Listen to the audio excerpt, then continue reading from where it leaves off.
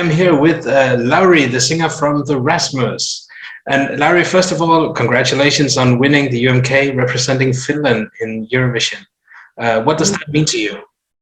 Well, it means a lot. I mean, we are very proud to be Finns, and it's a great honor because honestly, when we took part of this, we weren't sure if we have fans in Finland because we haven't played in Finland for years. Like, we've been touring all over the world like 10 times, but not so much in Finland. So we're a bit worried that, you know, if we don't have fans there, what's going to happen? But it turned out that they still love us and they sent us here. So we're very happy and honored. Yeah, it was a pretty solid victory. How did you feel in that moment when you were announced as the winner? It felt great. I think the competition was tough because there were many good songs, and the overall quality of music and performances, the shows, was really good this year. And so it was really not a very easy win for us. We really had to fight for it. And why did you get into Eurovision? We know you as this huge band. You've been around for more than 25 years. You have worldwide hits. Why was Eurovision suddenly an option? Well, I've been sort of watching it from the side for a couple of years. Finland has done pretty well, you know, even from 2006 when Lauri won the thing with the masks, with the monster outfits and everything. So I think that kind of got my interest towards the competition more. It's of course, it's a legendary thing, you know, it's been always around ever since I was a kid. It was on TV, but let's say the last 5 years, it's become more attractive somehow to me. And last year, Måneskin, great band, you know, kind of took the victory by surprise, I guess. So, yeah, there was many things. Like, also our fans have been asking for years, like, will the Rasmus ever take part of this? So the fans kind of planted the seed like 10, 15 years ago already. And we're going to talk more about Eurovision, but first of all, when I have the possibility to talk to you, there's one song that I have to ask some questions about. How do you remember the time around 2003 when In the Shadows came out and became this massive hit that were everywhere? Well, it was crazy times. You know, we were like 20 years old at the time. It came out and like, well, we had the band for quite a while already. It was actually our 5th album. So a lot of people think that it was our first, but anyway, we had kind of worked pretty hard to get to that point. And it was like a miracle, but at the same time, I felt like we've earned this, you know, we have been working hard for this. It was a big deal. I mean, there's not so many bands in Finland that have had a massive hit like that. And it was first time we could actually play outside of Finland, huge concerts. And so far, I think we have played in like 70 countries. It's pretty crazy, you know. And special places. We've played concerts in India and, you know, Taiwan and, you know, like Faroe Islands and all these kind of places that maybe I would have never gone to see. And it's been a wonderful life being a musician and artist. Because of our music, we've been able to travel and meet all these people and get to know these cultures, and it's just so great. We've heard about bands who actually grow to kind of hate their biggest hit and don't want to play it. How do you feel about In the Shadows now? I love it still. I think it's one of the highlights of the show, and we could never leave without playing that song. I don't see anything negative about it. I think I actually heard it on the radio in a taxi the other day, and I was like, it sounds kind of relevant. It sounds kind of fresh, it could have been the song for us to take part of Eurovision this year. You know, like it's in a way it's kind of timeless because it has the elements, it has some little vibes from the 80s, and then it's still kind of weird song. I mean, it's a little bit bouncy and it's a special, unique record. So I really like it, but I really don't want to try to do that same song again. You know, it's impossible to try and to copy that. That was the time, that was the momentum for that kind of music. You know, we were just in the right place, the right time when this kind of a gothic pop wave came with bands like Evanescence and whatever. And all of a sudden we have this special song and it got massive. So I'm really grateful to have it, and I still enjoy playing and singing. We hope, of course, that Jezebel can reach to the same heights. So tell us a bit about Jezebel. Who is Jezebel? Well, Jezebel, the title came from the Bible. 500 years before Christ, there was a Queen Jezebel who lived, and she was a very special character. She was very dangerous, and she was a bad woman. She was like a murderer and killer. But at the same time, she was very strong and powerful and independent woman. And at those times where everything was controlled by men, she sort of like stood up. She was very like a feministic character. And she was also very beautiful and attractive. So kind of a deadly combination of things. So that's the inspiration for the song. Plus, she also has a great name. I think Jezebel is very unique. And how did you write the song? How long did it take for you to write it? Well, I started writing the song in Hawaii on my balcony, just playing there, and I came up with these melody lines, a few lines here and there.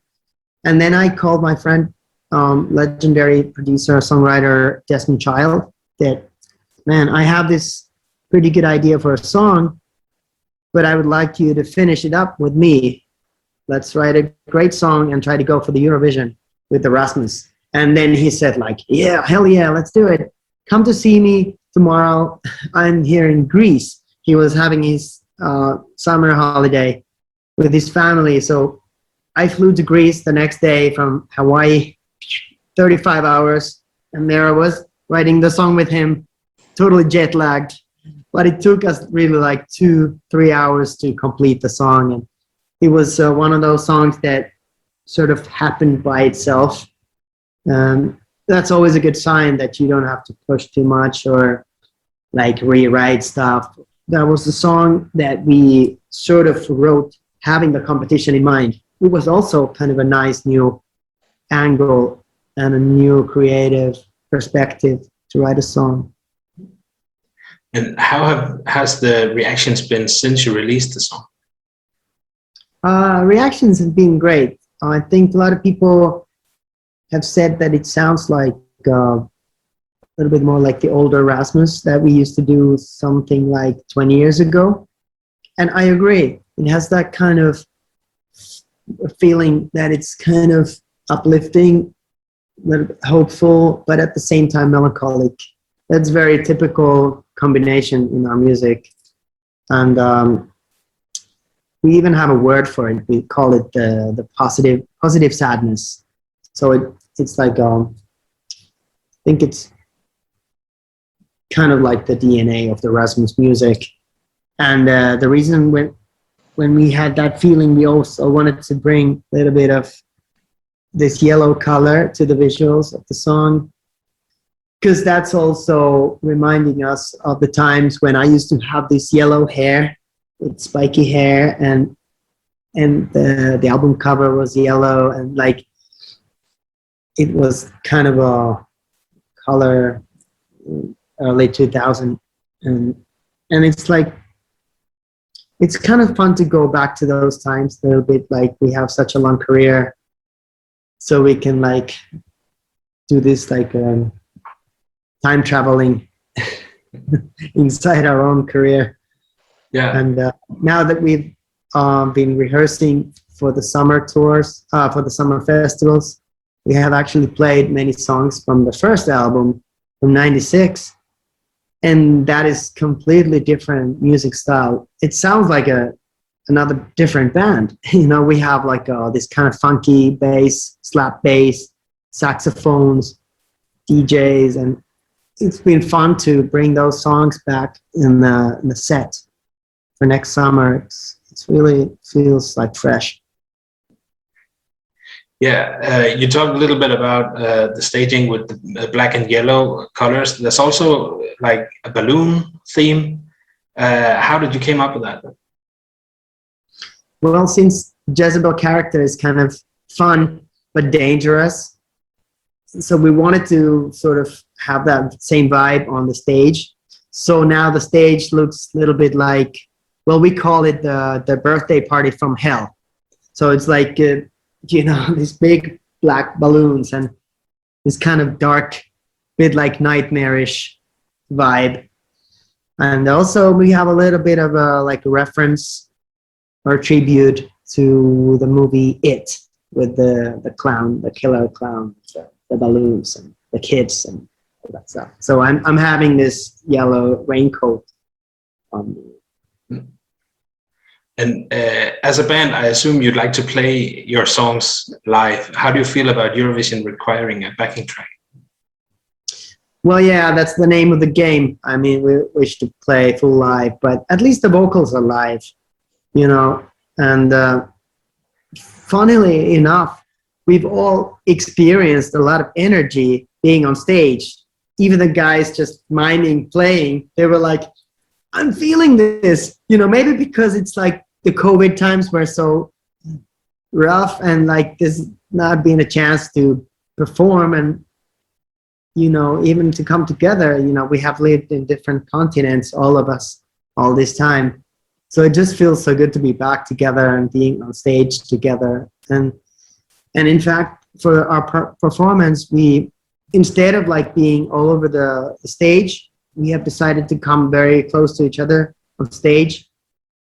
Just almost like we can grab each other and feel the energies and get the chemistry going and, you know, have that connection happening there when we're performing. And we also wish that that could be something people who are watching the show at home could experience and somehow live this moment with us on stage. So Eurovision has seen a lot of big names hit the stage. Some of them had found glory, victory. Some have failed quite hard. Do you feel that there's more pressure to you because everyone knows who you are and maybe that they have, you know, higher expectations towards you?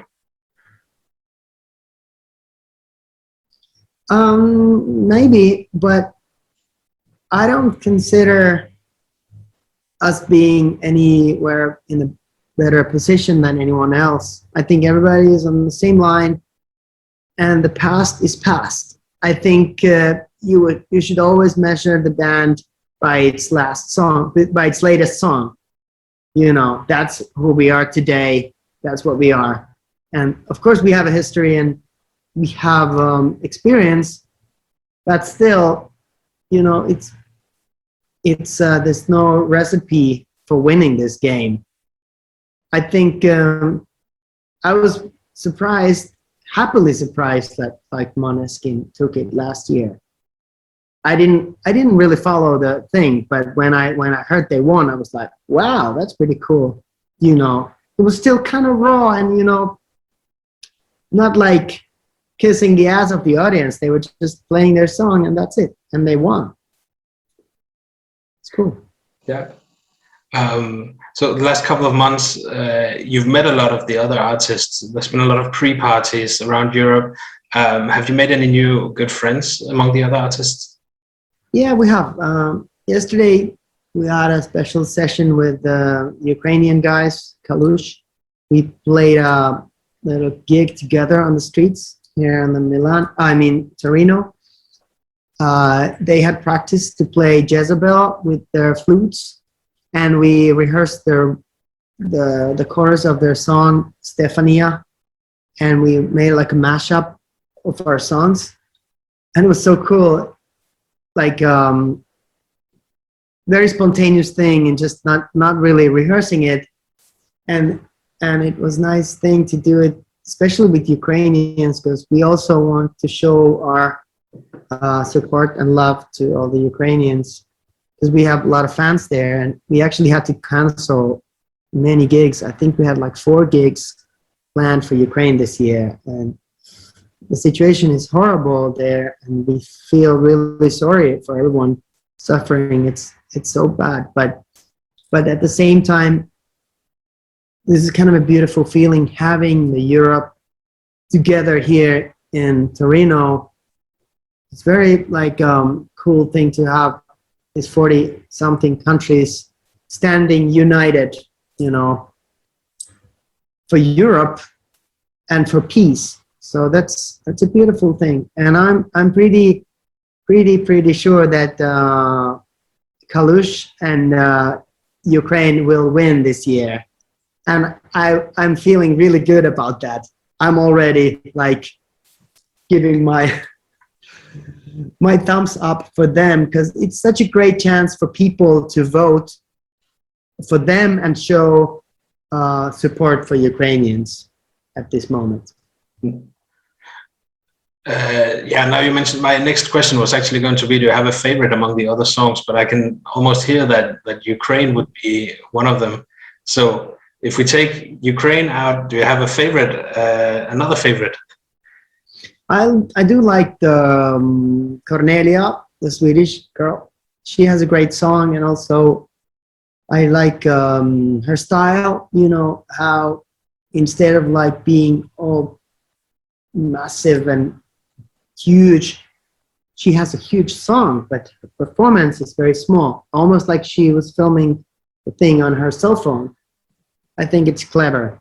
It's very good because it gives more personal feeling to the performance.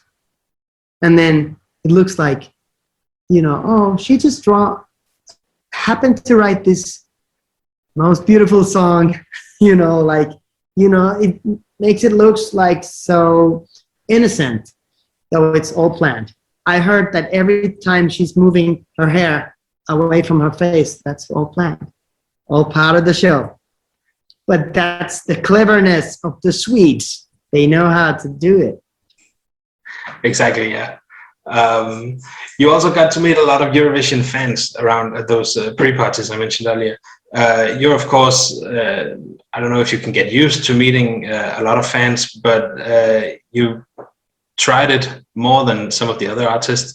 But how has it been to be a part of that Eurovision bubble? Well, it feels good. I've never experienced this kind of a festival that everybody likes everybody. It's almost like surreal somehow, you know, because they are not really so much like fans of certain artists.